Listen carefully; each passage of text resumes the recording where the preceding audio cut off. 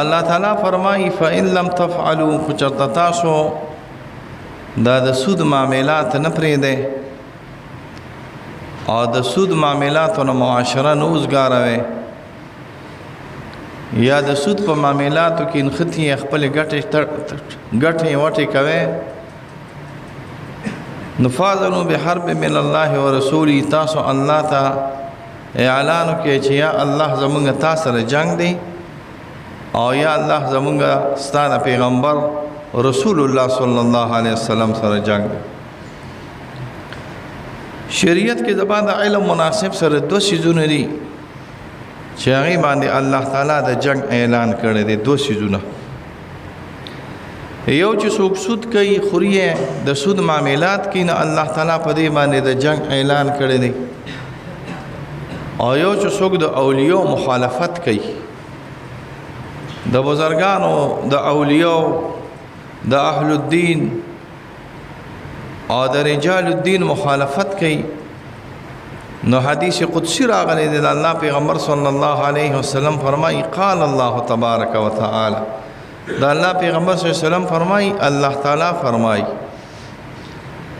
او چې کله د الله پیغمبر صلی الله علیه وسلم په حدیث کوي چې الله تعالی فرمایي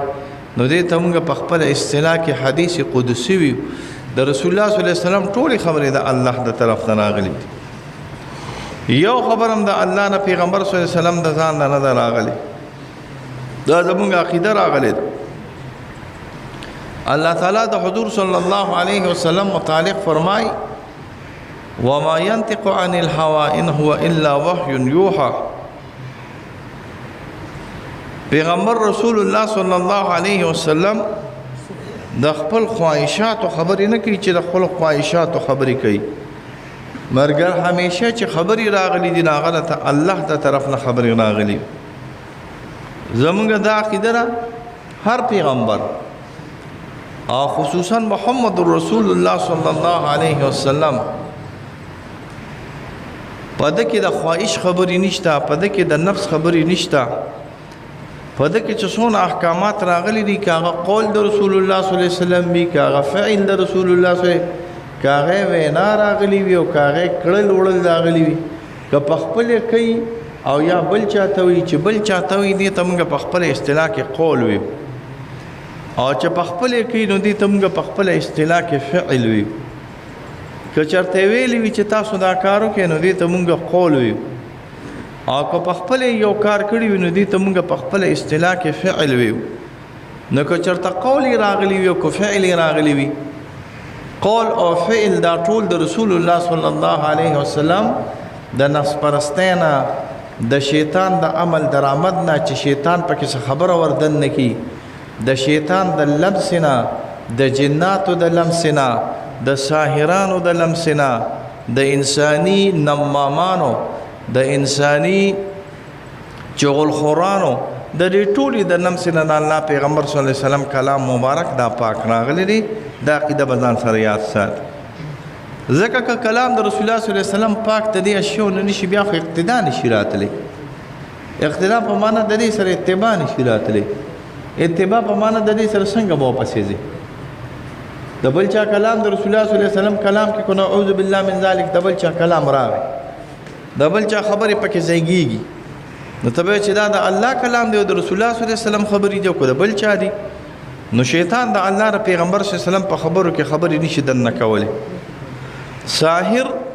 جادوګر د الله ر پیغمبر صلی الله علیه وسلم په خبرو کې خبرې نشي دنه کولی نمام چغلخور سړی مکار سړی ریاکار سړی دا د الله ر پیغمبر صلی الله علیه وسلم په خبرو کې خبرې نشي دنه کولی نو قرآن هم د الله د رسول صلی الله علیه وسلم خبرې دي هغه متواتر دي د هغې خو چې د یو حرف نم انکار وکړي سړی کافر کیږي ګوري د قرآن د یو حرف نم چې سړی انکار وکړي د الحمدلله تر د والناس پورې د یو حرف نه چې عقیده رااله چې دا د الله د طرف نه دی نو سړی ګوري په دې کافر کیږي دا یاد ساتئ یو دا دی که چېرته لرې تاویل کې هغه ځان له باب راغلی دی او چې د یو حرف د قرآن نه انکار راغی سړی د دې نه کافر کیږي دا یاد ساتئ ښه خو د حدیثو د رسول الله صلی الله علیه وسلم به دوه قسمونه راغلي یو به هغه راغلی چې د الله پیغمبر صلی الله علیه وسلم ویلي وي دا مو په مثل دا اتباع سره د واجباتو نه راغلي څنګه چې په قرآن باندې عمل کوي په حدیثو باندې هم عمل کوي او یو داري چې په حدیثو کې رسول الله صلی الله علیه وسلم ویلي چې قال الله تبارک وتعالى الله فرمای دې ته موږ په خپل اصطلاح کې حدیث قدسی ویو دا یو کتاب دی جمع کړی دی بعض عالمان وایي څوک کمی څوک زیاتی بعض عالمان وایي دا یو نیم سل راغلی 160 راغلی چې دا الله پیغمبر صلی الله علیه وسلم فرمایي چې قال الله تبارک وتعالى دا 160 حدیث راغلی دی بعض زیاتی په نوم د الاحاديث القدسیه سره کتابخانه کې یو کتاب پروت دی هغه احادیثو کې یو حدیث دا الله پیغمبر صلی الله علیه وسلم فرمایي قال رسول الله صلى الله عليه وسلم قال تبارك وتعالى رسول الله صلى الله عليه وسلم فرمایي او بیا رسول الله صلی الله علیه وسلم وی قال تبارك وتعالى قال الله فرمایي څه فرمایي من عاد لي وليا اذنته بالحرب څوک چې زما د ولی سره څوک چې د الله د دوست سره څوک چې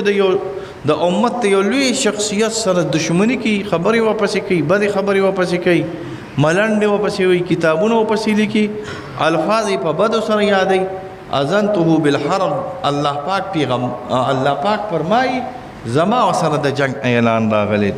نه الله دې موږ د الله د جنگ د اعلان نه په امان کې اوسه موږ خو یقینو که چې د یو سپی د جنگ هم قابل نیو راغی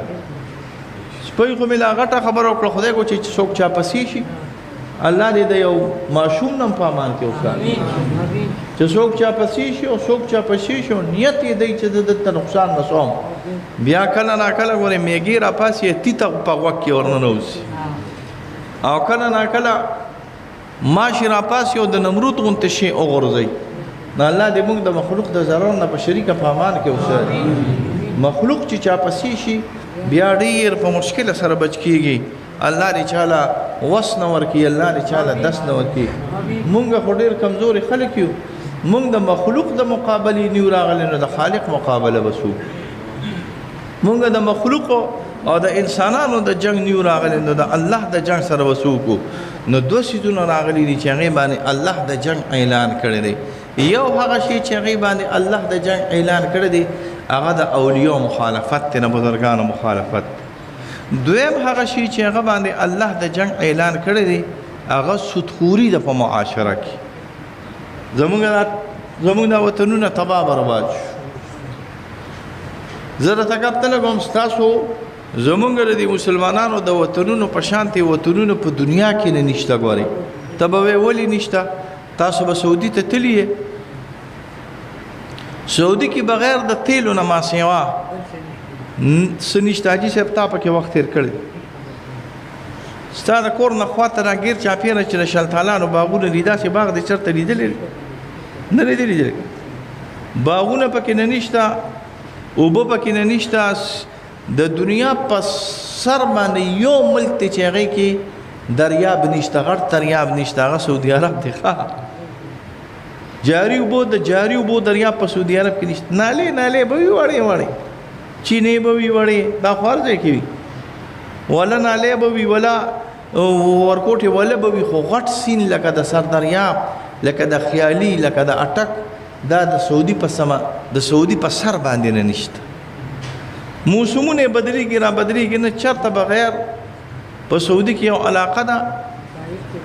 طائف هم اجي صاحب خم ملک ته خو وره پکې نه کیږي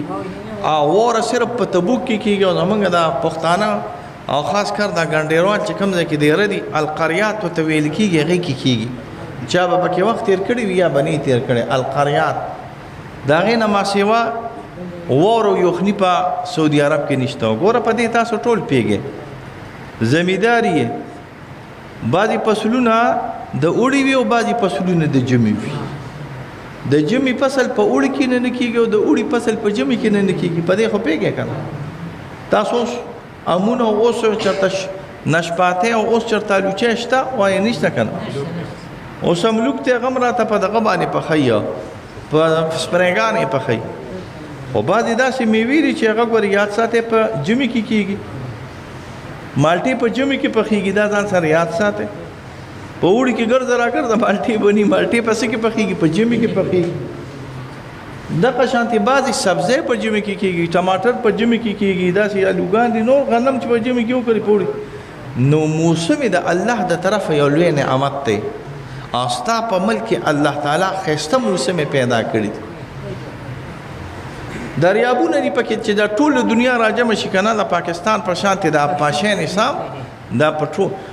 روس د دنیا د ټولو نه غټ ملک راغلی دی، سیندونه دي پکې، خو د پاکستان په شان د اپاشۍ نظام ګوره تاسو اصل کې سوچ نه کوئ. په دې علاقه کې سوچ وکړئ، په دې علاقه کې په دې یو نیر د هغه ځای نه شروع شوی دی دې خوا تللی دی، او یو نیر د درګۍ نه شروع شوی دی اخوا تللی دی، او یو نیر د درګۍ نه شروع شوی دی دې خوا تللی دی. او زموږ دا درې واړه ضلعې چارسده، مردان او صوابۍ پېښور ته د دې اوبه نه دي، او چارسده، مردان او صوابۍ دې له اوبه ورکوي په زرګونو نه، په لکونو نه، په کروړونو ژیرو به ځمکه دا د دې د لاندې پرته راغلي. دا د الله نعمت دی که نه. اوس اوړه ستا دي، غنم ستا دي، جوار ستا دي، خو سره د دې نه ملک ته ورځ تر ورځه غریب کېږي. ولې غریب کېږي؟ تا ته پته راغلې ده؟ تا ته پته ده؟ نه ده درته پته. یو خو دې د ملک مشرانه د سپي زامن دي، د هندو زامن دي، د سیک زامن دي، خفه کېږئ مه، د امریکې زامن دي. تاسو به ولې د امریکې زامن دي؟ زه درته د دې بجلۍ یو خبره کوم، تاسو به اوس د خفګان نه هم خفه شئ، حیران به هم شئ، خفګان به هم دلې درشي. واو خوره که نه، بجلي خو شته نه، خو چې دا شته نو دا څنګه ده؟ د بجلۍ پاور سټیشنې جوړې شوي دي په هغه علاقو کې، په کومو علاقو کې چې د اوبو بجلي نشته. د اوبو بجلي خو مونږ ته ده که نه، د توربیلې ده او د ورسک ده، پنجاب کې خو نشته که نه، ملتان کې څه کوي؟ نو هغلته په پټرولو باندې او هلته په ګیس باندې بجلۍ جوړېږي. نو د هغې دپاره د هغې دپاره بجلیګرې جوړې کړي دي. نو خبرې یې څنګه جوړې دي؟ هغه داسې جوړې دي چې هغه حکومت په خپل نه دي جوړې کړي، هغه حکومت د غټو لویو سرمایه‌دارو نه یا د غټو لویو کمپنو ته آرډر یې ورکړي چې ته یو بجلیګر جوړ کړه، په تنګي کې بجلیګر جوړ کړه. ما دې خبرې ته سوچ کوئ، بجلیګر چې هغه جوړ کړي دي نو دی سم د خپو نه راتړلي دي. ښه دی داسې راتړلي دي چې وایي بجلیګر خو زه جوړوم، زه خو 50 اربه روپۍ لګوم، حکومت دا بجلی بیا سال نه څوک نه الي. ته بجلی بالفرض د اوبو جوړه کړه، زما دا بجلی څوک نه الي. نو دو پاکستان ورسره معاهده کړې ده، که ستا بجلیګر چلیږي او که ستا بجلیګر نه چلیږي، که تا نه څوک بجلی الي او که تا نه څوک بجلی نه الي، که ته بجلی جوړې او که ته بجلی نه جوړې، تاله به 50 اربه روپۍ زه په میاشت کې درکوم. دې نه خبرې یې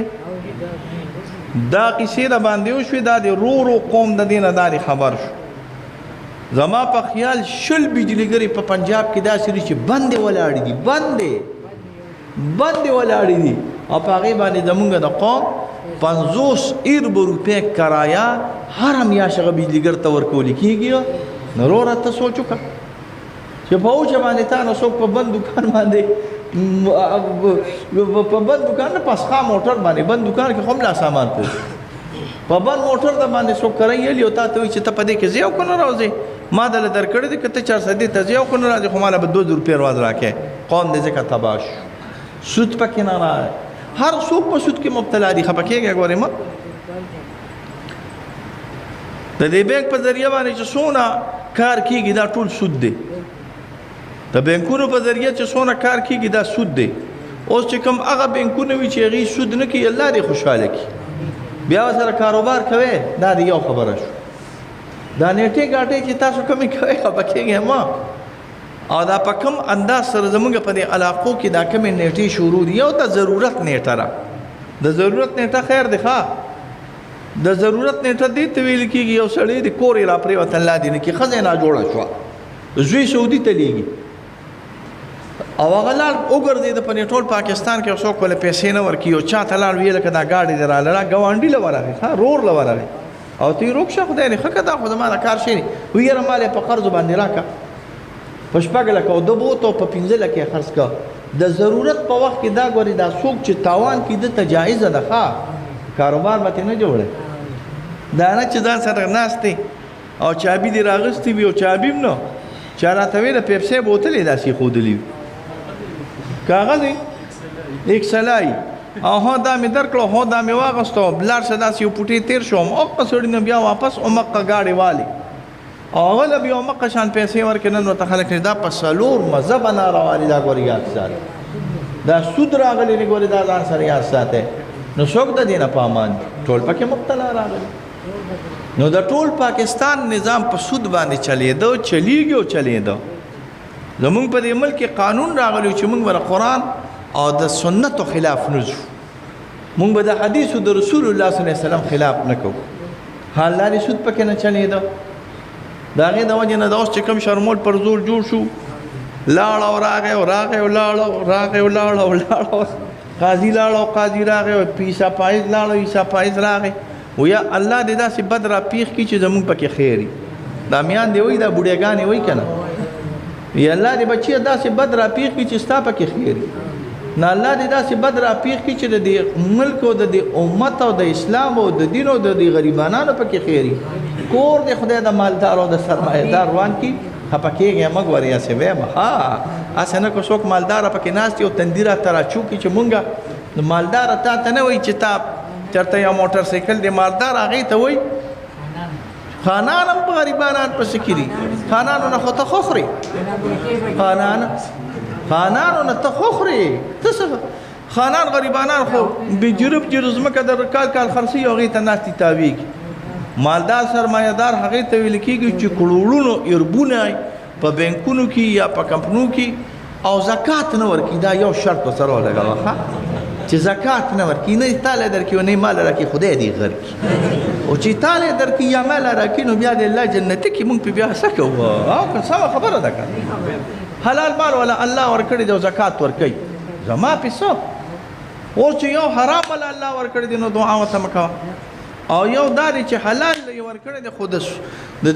د سور زوی دی او چېرته اتانې غریب غرباله نه ورکوي نو په داسې سړي باندې څه کوي خدای دې بیخ وباسي نو کو مالدار په حلالو باندې هم مالدار وي پیر صاحب او زکات نه ورکوي د غریب غربا خیال نه ساتي بس دا سرمایه‌دار دی په شریعت کې دا سرمایه‌دار دی مونږ دغه سرمایه‌دار بد وي ګورې ښه چې حرام وي یا حلال وي خو چې د الله او د رسول حق نه ورکوي نو مونږ خبره دا کوله چې دا ټول خلک په سود کې مبتلا وو خو زمونږ پکې د خیر والا یو خبره راووته انشاءالله هغه دا دی چې انشاءالله په 2028 کې به الله تعالی دا ملک ادری به د سود نه به ادریږي د سود نور کاروبار به د 2028 نه پس په دې ملک کې نه کېږي الله دې خوشحاله کړي مونږ وی چار چا کړي یا که تورو کړي او که سپینو کړي او که زیړو کړي او که پارلیمنت کړي او که فوج کړي او که مولا کړي او که قاري کړي او که خان کړي او که نواب کړي ما ته وی چې مونږ له کابل نه دی پکار مونږ له مړه پکار چار چا کړي که علما وکړه الحمدلله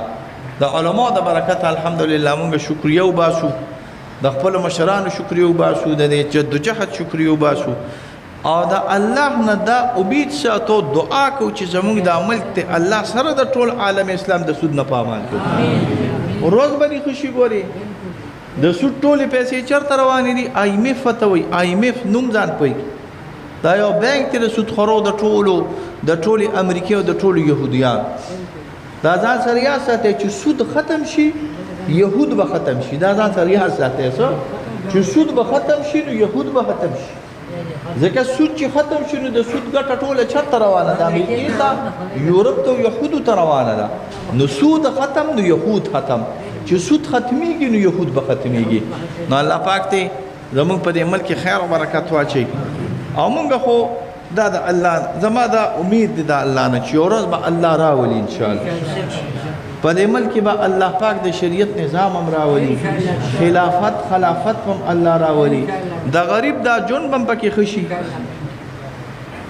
او جنجال دا چې دا غریب ډېر قمقل دی دا غریب دونه قمقل دی پیر صاحب که نه چې زه تا ته ویلی نشم چې دا غریب څونه قمقل او شوده راغلی ته به وایې ولې زه درته وایم چې ولې مردان کې یو ځل زه روان وم په ګاډي کې نه ناست او د ډېر وخت خبره راغلې ده او هغلته یو ډېر غټ نواب ډېر غټ نواب و، نوم یې اوس زنال نوم یې نالمه خو بس ډېر غټ نواب و. د هغه دا ټول چمچې ممچې زمیندار او دکانداران او دا غریبانان ټول لا جمع شوي وو. نو نارې به یې لګولې خان، نو خلک به وی مرد آباد، بیا به وی نواب، نو بیا به خلک وی مرد آباد، بیا به وی سرمایه دار، بیا به وی مرد آباد، بیا به د هغه خان نوم واغستله چې کوم نوکران وی پلان کې خان، نو خلک به وی زنده آباد. نو ماله خانداره نو ما په خبره پوه نه خان نو مرد آباد، نو نواب نو مرد آباد. خو چې دې د چا په ځمکه ناستو، د چا چاکر او د چا کوټه سر و چې د هغه نوم بیا واغسته، نو بیا به وي زنده باد. نو ما وي خاورې به د دې نه خلاص شي، خاورې به د دې غلامۍ نه خلاص شي، خاورې به د دې چاکرۍ نه خلاص شي. غلام علی د غلامۍ نه خلاصېږي چې ذهن کې راشي چې چا غلام کړی مګوري. غلام خو یوازې دا نه دی راغلی چې سیخ د کې چا اچولې او په دې ستنه پورې تړلې، یو ځناور د سیخ یې پکې واچو د ستنه کې واچو، دا د دې رسۍ ګناه ده نه، دا د دې ستنې ګناه ده نه، دا چې چا تا کې اچولې ده د هغه ګناه راغلې ده. زما پرې خبره پوهېږې؟ یو څاروی چې کله په پوړي پورې وتړو په دې دغه پورې د ستنې پورې،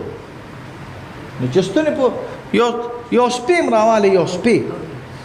او کاڼي راواله یا تخته راواله وی وله، نو چې یو سپی په کاڼي باندې وولې، نو دا سپی په دغه کاڼي پسې ځي که تا پسې راځي؟ تا پسې راځي. په خبره نه پوهېږې که نه؟ نو چې نه پوهېږې نو څه به پېښ شي؟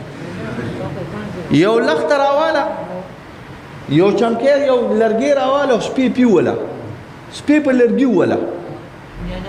نو چې دا سپی دې په لرګي باندې وویشته، نو دا سپی دې لرګي پسې ورځي، چکونه پې لګي کو تا پسې منډه وهي، تا پسې منډه وهي، هغه پېژني چې ما ته دا نقصان چا را رسولی دی. په خبره مې پوهېږې؟